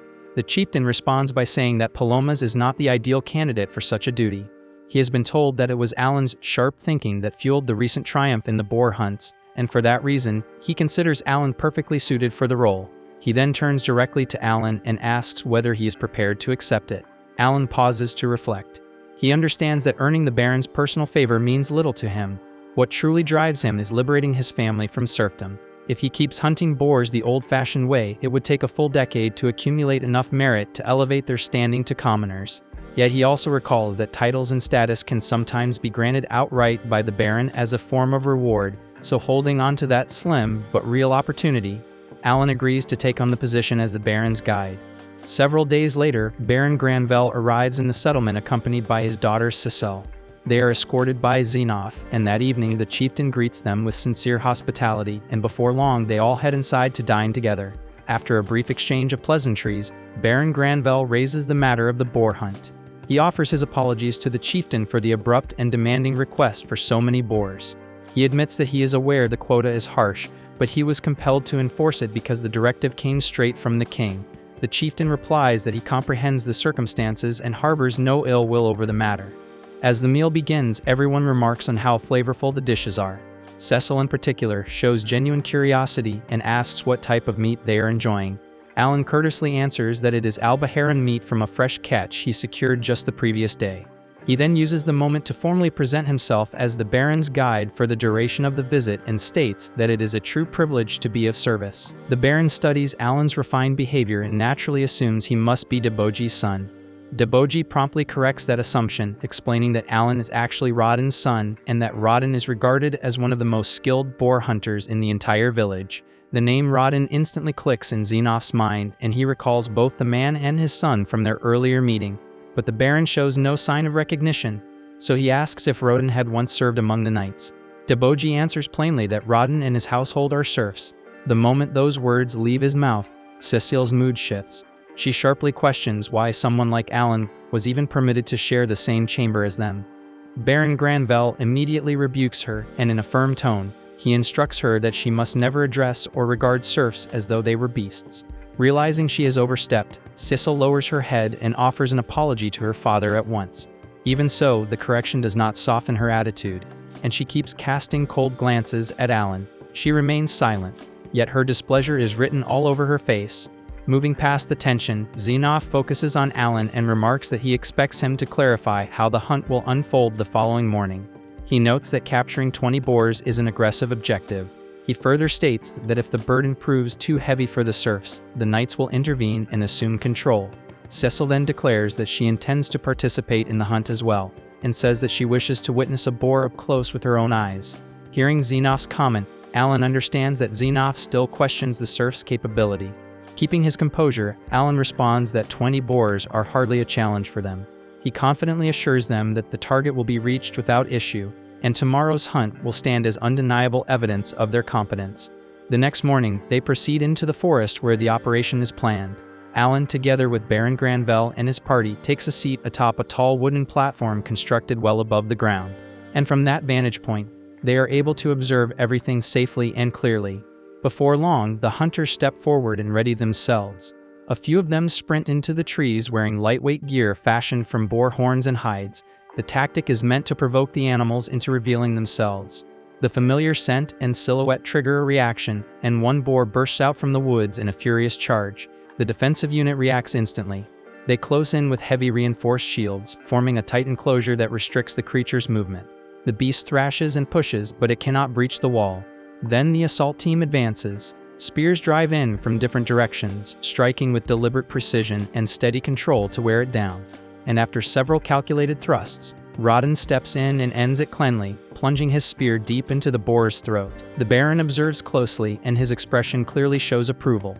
He openly admits that he never anticipated this level of teamwork and precision from them. But then the atmosphere shifts in an instant, as two boars explode out of the tree line at once. Seeing that, Xenoph immediately assumes the hunters are about to be overrun, so he tells Libran to prepare the knights to step in, yet before the command can be executed, Alan calmly raises his voice and stops him. He says that the hunters have deliberately drilled for moments exactly like this, so there is no cause for alarm. And just as Alan said, the hunters do not lose their composure.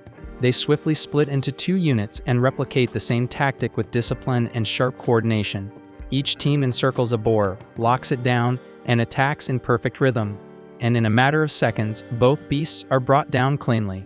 Cecil witnesses everything from start to finish, and the sight of blood and raw brutality overwhelms her senses, and she collapses from the shock. Not long after, the two boars lie motionless, so Granvelle steps forward and surveys the aftermath. He quietly tallies the count and notes that 3 boars have now been slain in total, meaning 17 remain to reach the required 20. However, Alan gently corrects him and explains that before Granvelle even arrived, they had already hunted 7 boars, so in reality only 10 remain. Granvelle cannot hide his astonishment, so it becomes clear to him that the villagers possess far greater ability than he originally assumed. He even begins to consider that the knights might not be necessary to complete the task at all. As the hunt progresses, Alan informs Granvelle that he has 2 formal requests. The first is permission to construct additional shield walls to reinforce the hunting grounds. The barriers have already proven their worth, and expanding them would allow the hunters to contain the boars more effectively while minimizing risk. And for his second request, Alan asks for the regulated supply and circulation of liquor among the serfs. Granvelle raises an eyebrow at that. Liquor does not appear to have any direct connection to hunting. Alan lays out his reasoning plainly. With the rising number of boars being taken down, the village now has a surplus of meat. If the villagers continue trading only meat within their own community, its value will inevitably drop. An oversupply without matching demand could destabilize their small economy. But by introducing another commodity like liquor into circulation, trade would diversify. It would provide an alternative medium of exchange and help keep prices steady. And on top of that, liquor would serve another purpose, maintaining the morale of the hunters after exhausting and dangerous days in the forest. Xenoph took a moment to weigh the proposals and ultimately judged them sensible. Granvelle nodded as well, admitting that Alan's reasoning was solid, so he assured him that both requests would be reviewed with approval in mind. He then openly praised Alan's conduct throughout the hunt, pointing out that he had displayed judgment and composure far beyond his age. In Granvelle's eyes, it was obvious that Alan carried remarkable promise for the years ahead. Soon after, it was time for Granvelle and his party to depart. As Cecil climbed onto her horse, she glanced down at Alan and warned him not to let her father's compliments inflate his ego. And with that parting remark, she turned away and rode off beside Sebus the butler. Alan simply stood there watching them disappear down the road. He felt a quiet sense of relief once she was gone and assumed this would likely be the final time their paths ever crossed. But afterward that same day, Alan, Rodin, and Gerda were called forward once more. They knelt respectfully before Granville as he spoke to them in a formal tone. He commended their exceptional performance during the hunt and emphasized that their unity and discipline deserved acknowledgement. As a reward for their achievement, he declared that their families would be raised from serf status to that of commoners. When the words reached Alan's ears, he struggled to contain his excitement. For 8 years, he had held on to this hope. Becoming a commoner meant liberty. It meant new doors opening. It meant freedom from the chains that bound him to the restrictions of serf life. He would finally have the right to leave the village and see the wider world. In his heart, he already knew his first destination. The White Dragon Mountains had been calling to him for as long as he could remember. One day, he intended to hunt dragons there, and that ambition had burned quietly inside him for years. Granville then shifted to another subject. The king planned to highlight their village as a model for the entire realm. For that reason, he required a detailed account of how the boar hunts had originally come to be. At the mention of this, Rodin's face darkened, so Gerda softly explained that the memory carried painful weight for him and requested permission to speak on his behalf. Granville agreed without hesitation, so Gerda began recounting the past. 13 years earlier, nearly 100 serfs from neighboring villages had been relocated to their land. It was part of the Reclamation Decree, a royal order aimed at cultivating unused territory. The settlers labored tirelessly for half a year. They felled trees, tilled the earth, and sowed their first crops. Gradually, their hard work bore fruit. The fields began to thrive, and for the first time, their future appeared bright with possibility. Then everything collapsed in an instant. A gigantic boar stormed out of nowhere and tore straight through the farmland. It trampled the crops they had nurtured for months, reducing the entire harvest to nothing. So all their effort vanished in a single rampage. The blow crushed their spirits, and despair settled over the village, and in that bleak moment, Rodin put forward a daring proposal. Rather than cower in fear of the boars, they would hunt them down. Back then, they possessed no proper weapons or refined equipment. Still, they gathered whatever crude tools they could find, embraced themselves, and through unity and sheer resolve, they brought down their very first boar. Once the tale was finished, Granville could not understand why Rodin had hesitated to recount it. To him, it sounded like a testament to bravery and grit, something worth taking pride in. Gerda gently clarified that during that initial hunt, one of their companions had lost his life, so the weight of that death had never left Rodin's heart. Gerda admitted he had repeatedly urged Rodin not to shoulder the blame, yet Rodin stubbornly clung to his guilt. Granville nodded in understanding and apologized for reopening such a wound. As a gesture of goodwill, he decided to grant Rodin a reward. He invited him to name a wish, promising to fulfill it no matter what it was. The moment Alan heard that, excitement flickered inside him. This felt like an unexpected chance. He figured Rodin might request something modest, perhaps more liquor for the village. Instead, Rodin surprised him. He asked Granville to permit Alan to work at the estate. Alan's stomach dropped the second he heard it. That was not the future he had imagined. If he became tied to routine duties at the estate, his ambitions of exploring the world would stall before they even began. Estate work would anchor him in place, delaying every dream he carried. Before Alan could even voice a response, Granville told Rodin that Alan's abilities far exceeded that of a mere laborer. Rather than simple estate work, he suggested Alan serve as a personal attendant to the Granville family. The role would place him within their household itself, serving them directly. Rodin stood speechless. Such an offer was no small matter. It signified confidence and esteem. Alan would not just be employed there. He would belong to the inner circle of the residents. Cecil's reaction, on the other hand, was far from enthusiastic, and her expression made it obvious she did not approve of the arrangement. Meanwhile, Alan's thoughts spun rapidly as he searched for a way to decline. Freedom mattered to him more than anything, yet when his eyes met his father's, he saw pure pride and happiness shining there. This decision promised stability and advancement for their entire family. So in the end, Alan swallowed his hesitation and agreed to the proposal. The following morning, everything was set in motion for Alan's departure to the Baron's estate. The entire village turned out to send him off.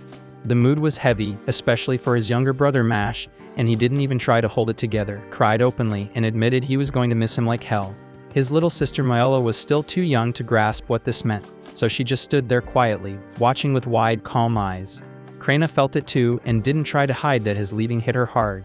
And as their own way of saying goodbye, they agreed on one last duel, the same way they had settled things countless times before. The villagers formed a wide circle around them, eyes locked on the fight.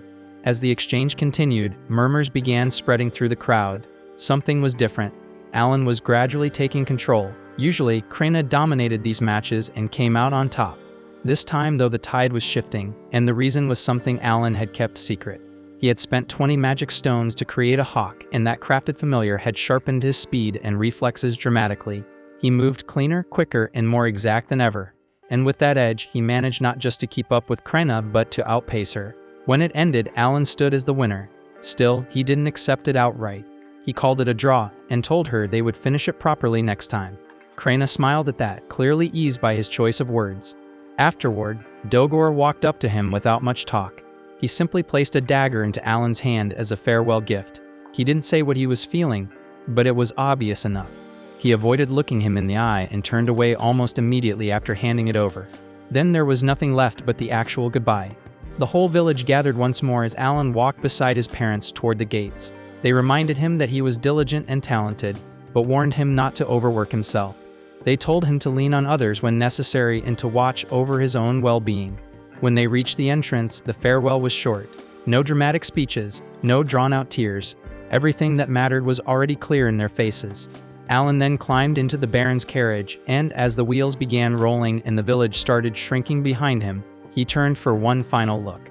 The houses, the farmland, the familiar silhouettes of people who shaped who he was, all slowly faded into the distance. A tear slipped down his cheek, not just from sorrow, but from release and resolve.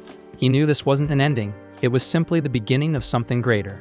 A few days later, Alan steps into his new role as a manservant and makes his way to the Granville estate, and he is instantly taken aback by how massive and stunning the place is. He has never set foot somewhere this refined before, so the whole scene hits him all at once. But his moment of awe doesn't last long because Cecil wastes no time putting him to work, hopping onto his shoulders and treating him like a ladder so she can grab fruit hanging from a tall branch. Alan is seriously irritated and almost shakes her off right then and there, but he forces himself to hold back since his whole family's future rests on him keeping this position, and one wrong move could ruin everything. Once she finally climbs down, she takes a bite of the fruit and instantly pulls a face because it is painfully sour. Right then, an airship glides across the sky above them, and it is the first one Alan has ever seen in person. He is completely stunned since he has only read about airships in books before, so witnessing one with his own eyes fills him with pure excitement and joy. Even though he has barely settled in, he starts to think that working as a manservant might not be as terrible as he once imagined. The following morning, Alan wakes up feeling motivated and ready to handle his responsibilities the right way. He goes downstairs to the servants' quarters where he is introduced to the head attendant, a relaxed and easygoing man named Rickle. As soon as Alan greets him, Rickle asks how things have been going with Cecile. One glance at Alan's face tells Rickle everything he needs to know. Rickle gives him a sympathetic look and mentions that life would be much simpler if Alan had been assigned as a hall boy instead of a manservant. Still unsure about what separates the two roles, Alan decides to ask him to explain it clearly. Rickle calmly breaks it down, saying that the estate has a clear servant hierarchy divided mainly into senior and junior ranks. Even though manservants fall under the junior category, they are still recognized as part of the household and are involved in family affairs, treated with courtesy and proper respect. Hall boys, however, also belong to the junior rank but are not regarded as members of the household. They are temporary aides who step in when necessary and do not hold any family standing. Alan is shocked to discover that certain servants are acknowledged as part of the royal household and take part in its internal matters. After hearing all of that, he finally understands why his father had cried with overwhelming happiness. Granville did not simply give him employment. He granted him a place within the family itself, offering him recognition and honor that carry real weight and meaning. Not long after, Alan serves breakfast to the royal family, carefully placing every plate and adjusting each detail to make sure everything suits their taste. The First Lady is instantly impressed by how fast Alan has adapted to his role. She never imagined that someone who used to be a serf could carry himself with such flawless etiquette, sharp awareness, and steady accuracy. Granville, noticing how hard Alan is working, casually mentions that Alan does not have a talent, and that immediately grabs Cecile's attention. She jumps at the chance to show off, proudly announcing that she possesses the wizard talent, while her brother Mihai holds the swordsman talent. Granville quickly scolds her, firmly reminding her that boasting about talents is unacceptable, which makes Cecile awkwardly correct herself. Soon after, one of Granville's children, Thomas, starts crying because he also lacks a talent just like Alan. Granville gently comforts him, reassuring him that he will still be able to enroll in the Nobles College in the royal capital. He explains that he himself was born without a talent, which is why he attended the Nobles College, and it was there that he met their mother and built his family. Hearing this, Thomas does his best to lift his spirits, encouraged by his father's story and steady reassurance. With the tension gone, Alan enjoys having the afternoon free and decides to wander into town to look around. He is instantly amazed by how much bigger and more developed the town is compared to his small village. While exploring, his gaze lands on the Adventurer Guild, and he quickly heads inside to ask about registering as an adventurer. When he tells the receptionist that he is only 8 years old, she calmly informs him that the minimum age requirement is 12 and shakes her head.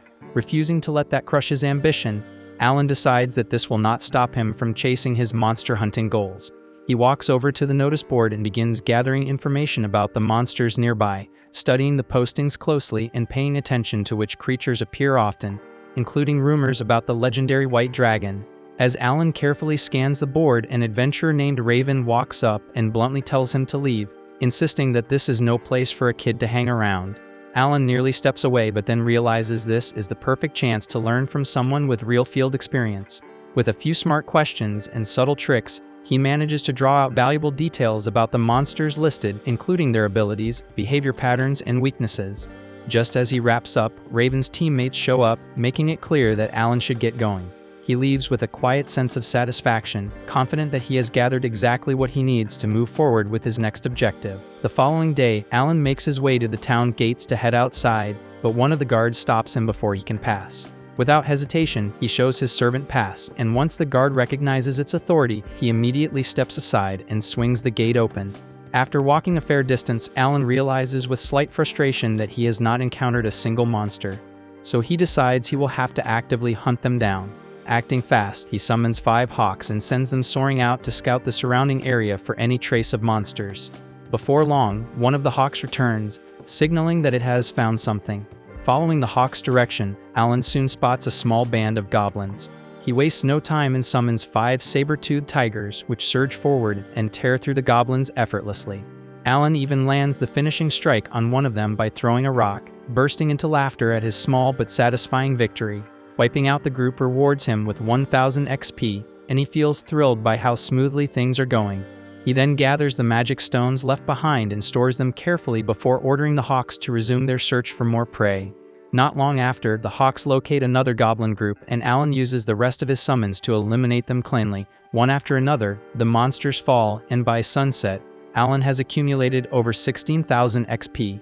He jumps with excitement, calling it the greatest day off ever since he leveled up twice. Along with the experience points, he gains powerful buffs for his summons and learns more about magic stones and the behavior patterns of D-rank monsters. Even when night falls, he still feels energized and tells the hawks to find another target. But this time the hawks refuse because the darkness makes it impossible to see clearly, and that is when it hits him that he had been depending on the hawks to guide him back. And now he is completely lost in the forest.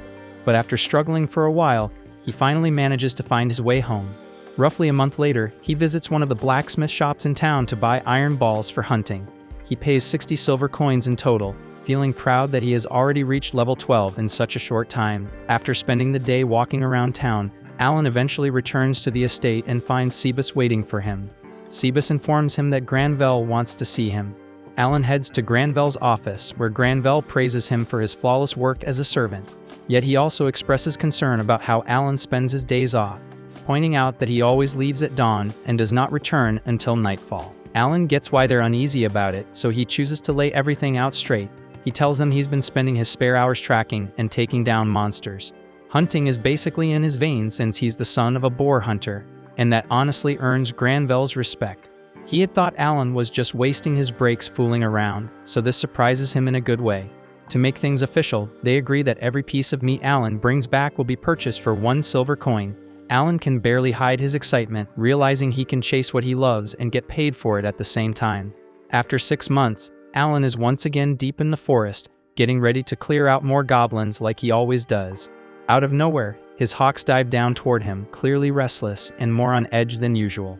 The second he senses something's off, Alan bolts in the direction they're guiding him and stumbles upon Raven and his team surrounded by goblins.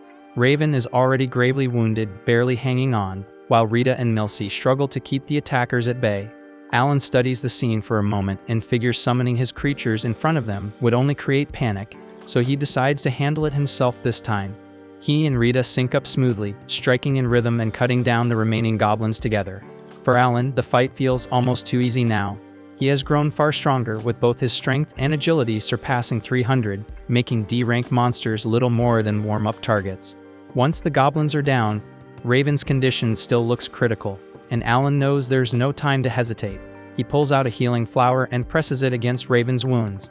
In an instant, the injuries close up and Raven is restored as if nothing had happened. Raven recognizes Alan as the same young man he spotted at the Adventurer Guild not long ago and thanks him sincerely for saving his life. Just as Alan turns to leave, the party calls him back, insisting they owe him something for his help. Alan isn't interested in riches or praise, so he simply asks them to collect 100 E-rank magic stones for him. They agree without hesitation and promise to have them ready within a week. After they separate, Alan turns his attention to Hawkins and questions why he flew past the strict 3-kilometer boundary he had set. But when he notices Hawkins' expression, it clicks. The Hawk had gone farther because he wanted to help the adventurers in danger. Alan had always assumed his summons were just obedient tools following commands, yet now he understands they have their own will and emotions.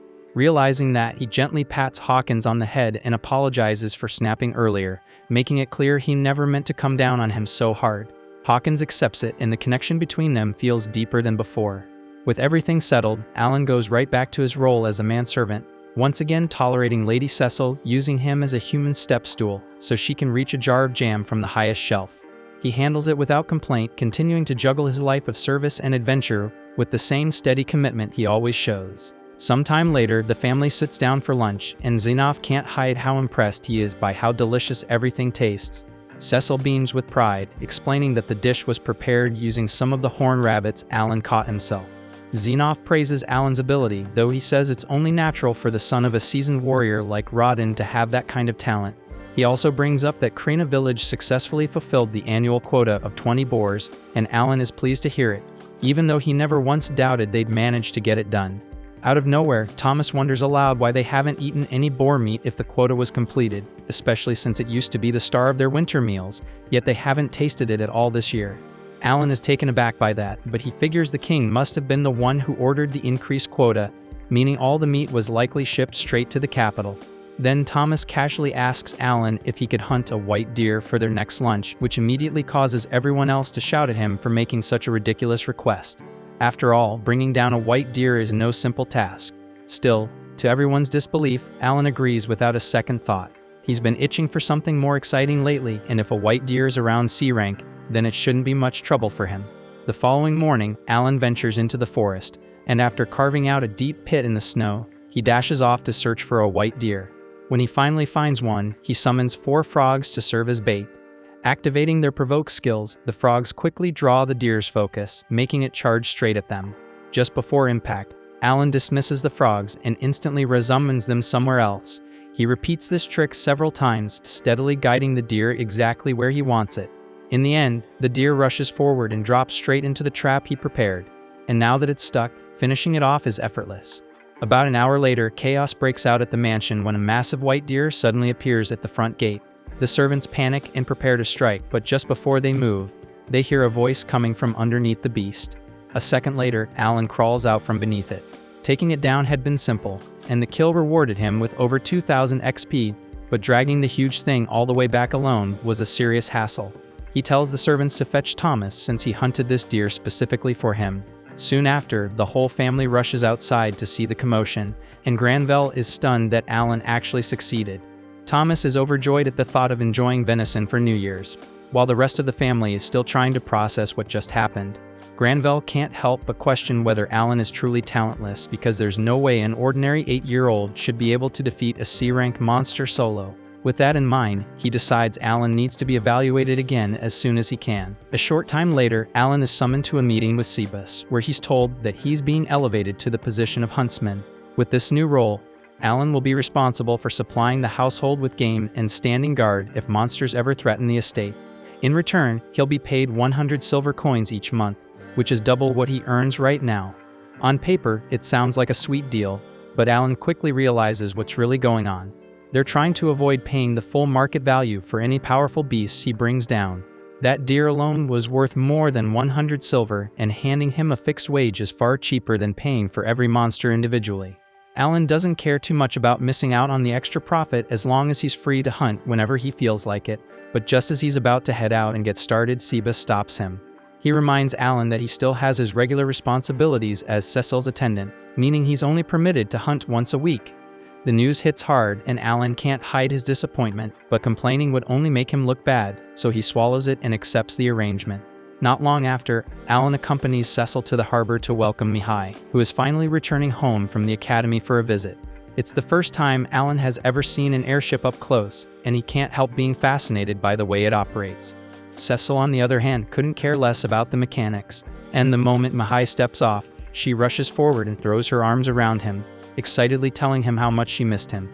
She asks why he didn't come back last summer like he promised. Mihai admits he did make that promise, but unforeseen circumstances got in the way, and he sincerely apologizes for letting her down. Alan then steps forward and offers to carry Mihai's luggage while Cecil introduces him as her personal servant.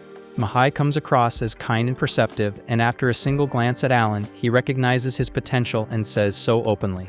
Alan feels relieved that Mihai is level-headed. Dealing with another personality like Cecil's would have been exhausting. Watching the siblings interact so naturally makes him quietly wonder how his own family is doing these days. Later that afternoon, Alan heads out to hunt a few creatures for lunch, and by the time he returns, the kitchen staff are thrilled, praising the freshness and quality of the ingredients and expressing their gratitude for his effort. As he's about to store the meat away, he notices Mihai sparring with Xenof in the garden. Despite being only 14, Mihai demonstrates impressive skill, especially managing to keep up with someone like Xenof. Still, the difference in raw power is obvious, and in the end, Mihai is forced to concede defeat. Everyone showers Mihai with praise for how well he performed, but then Cecil spots Alan hauling in his catch for the day, and she immediately compliments him on landing something that impressive. There is no denying it took serious skill to bring down a monster like that, and since they happen to have some spare time, Mihai casually asks Alan if he wants to have a spar as well. Xenof glances at Granvelle for approval, and when Granvelle shows no objection, Xenof passes Alan his sword so he can step into the match. Alan is fired up since it is his first time gripping a mithril blade, and it has been forever since he last sparred, so he is more than ready. At the moment, his stats are tuned for hunting, not straight-up combat. But with all the recent level gains stacking up, he is confident his current build can handle it. The match kicks off and Alan starts by pulling his strikes, not wanting to injure Mihai, but the instant their swords collide for the first time, Alan understands something. This guy is no joke. Mihai spent years training and studying at the Royal Academy, and that kind of experience shows the second steel meets steel. So even if Alan matches him in raw power, his technique is still beginner tier at best, meaning he never really had a shot. When the duel wraps up, everyone goes right back to praising Mihai's strength, though Cecil makes sure to commend Alan too since he managed to keep up for a decent stretch. Thomas asks Mihai how he became that strong, and Mihai explains that last summer he was assigned to clear a dungeon as a project, and that ordeal pushed him to a whole different level. Cecil realizes that must be why he could not visit last summer, and she feels a little guilty for not knowing, but Alan is too busy imagining how insane the Academy's training must be. Cecil then asks Mihai if he plans to stay longer, yet unfortunately he has to return to the Academy in a few days and will not be back until next summer. Out of nowhere, Alan asks Mihai to spar with him again the next time he returns, and Mihai agrees without hesitation. He gives Alan a firm handshake and asks him to look after Cecil until then, and Alan has no choice but to accept, though inside he is already calculating the fastest way to escape this dumb responsibility without disgracing his dad. Not long after, Viscount Carnal drops by to see Granvelle, and right away he starts throwing subtle insults about how this place is nothing more than some forgotten countryside dump. Granvelle brushes it off with a laugh, but the tension between them is obvious. These two genuinely can't stand each other. Alan personally brings Carnal his food, and Carnal lights up, convinced he is finally tasting the famous boar meat Gran has supposedly been hoarding. In reality, it is just horned rabbit that Alan hunted himself, and the funny part is that Carnal cannot even tell the difference. The Carnal and Granvelle families have been rivals for centuries. At the moment, the Carnal lands are thriving, while Granvelle's territory is struggling through a serious economic slump. The reason behind it all is White Dragon Mountain, and both territories sit on opposite sides of it. The mountain is rich with mithril, so each side established multiple mines to profit from it. The problem is that the dragon nesting at the summit is currently settled on Granville's side, which makes it impossible for them to operate their mines, so that single issue crushed their economy. It has not always been this way though, because the dragon is unpredictable and changes its nesting ground roughly every 100 years. Whenever it switches sides, the balance of power flips completely between the two territories. Eventually, Granville asks Carnal what the real reason for his visit is, since he clearly did not travel all this way just to exchange petty remarks. Carnal is so absorbed in his meal that he almost forgets to bring it up. Then he casually mentions that his eldest daughter recently completed her appraisal and he wanted to personally deliver the news. Alan immediately assumes Carnal's daughter must have awakened some extraordinary talent and that he came here to brag about it. Instead, Carnal announces that his daughter has no talent at all. That alone is strange, but what makes it even more confusing is how Carnal mockingly reminds Granville that 2 of his 3 children possess talents. Granville snaps back, pointing out that Carnal also has an older son with talent, which means both families still have heirs who must shoulder a noble's responsibilities someday. After that tense exchange, Carnal leaves and Alan is left completely puzzled about what the entire conversation was supposed to accomplish, though he does come to realize that noble life is far less glamorous than he once imagined. Later on, during one of his free days, Alan meets up with the party he previously assisted. He asks for their guidance because he is considering taking on a few C-rank monsters. He has already wiped out more than 10,000 goblins in the forest, and grinding D-rank creatures is no longer challenging. The group cautions him that C-rank monsters are on a completely different level and far more dangerous than what he is used to. Alan understands the risk, which is exactly why he wants to gather as much knowledge as possible from them before heading into his next serious hunt. A little while later, Alan is roaming through the woods when one of his birds notices a C-rank beast and immediately flies over to alert him. Alan heads out to check it out and discovers an orc dozing beneath a tree. It's the perfect chance to strike, so he unleashes a swarm of tigers and ambushes the orc without hesitation. The orc attempts to resist, but Alan has far too many summons for it to handle, and before long, it collapses. After finishing it off, Alan cuts into the corpse to extract the magic stone. He feels genuinely satisfied for defeating a C-rank monster without setting up a trap beforehand. Still, he quickly reminds himself to stay grounded because he's nowhere near strong enough to defeat Mihi yet, and getting cocky would be a stupid mistake. Right then, one of his birds signals that another C-rank monster is close by, and this one turns out to be an armored ant. Alan hesitates for a moment since he remembers Raven nearly losing his life to one of those things, but there's no turning back now because the ant has already locked onto him. With no other option, Alan sends in his tigers, yet their claws can't break through the creature's thick shell, forcing him to come up with another plan.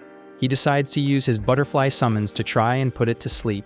Once the ant flips onto its back, Alan leaps onto its underside and attempts to stab it, but even with his attack power exceeding 400, his blade refuses to pierce through.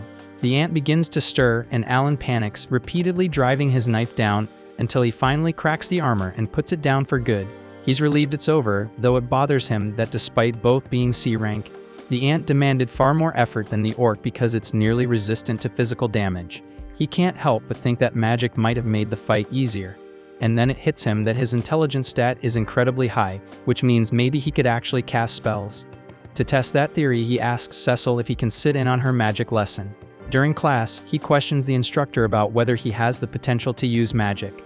The teacher produces a magic orb and explains that it will glow if he possesses any magical aptitude. Alan concentrates with everything he's got, but the orb stays dark no matter what he does. He's forced to accept that he has 0 magical talent, and it hits him harder than he expected. Seeing how crushed he looks, Cecil feels sorry for him and hands him a cookie, hoping it might lift his spirits. Thanks for watching. If you enjoyed the recap and are excited for the next episode, make sure to like, subscribe, and hit that notification bell so you don't miss our daily recaps.